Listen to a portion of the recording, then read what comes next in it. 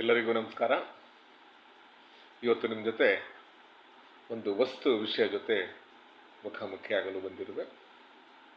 ಸ್ನೇಹಿತರೆ, ನಾವೆಲ್ಲ 21ನೇ ಶತಮಾನದ ಕಾಲಘಟ್ಟದಲ್ಲಿ ಚಲನೆಗೊಳ್ಳುತ್ತಿದ್ದೇವೆ.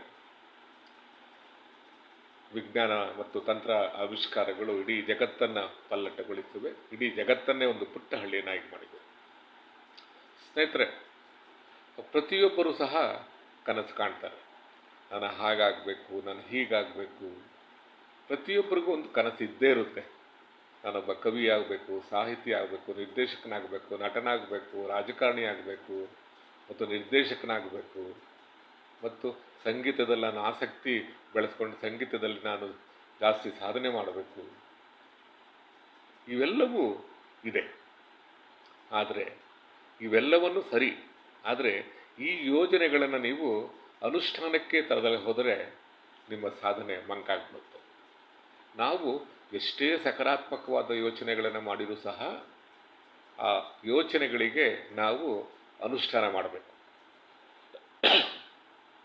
ಏಕೆಂದರೆ ನಾವು ಎಷ್ಟು ಪಾಸಿಟಿವ್ ಥಿಂಕಿಂಗ್ ಮಾಡ್ತೀವೋ ಅಷ್ಟೇ ಪಾಸಿಟಿವ್ ಆ್ಯಕ್ಷನ್ ಕೂಡ ಮುಖ್ಯ. ಅಂದರೆ ಸಕಾರಾತ್ಮಕ ಚಿಂತನೆಗಳಿಗೆ ಸಕಾರಾತ್ಮಕವಾಗಿ ನಾವು ಅನುಷ್ಠಾನ ಮಾಡಬೇಕು.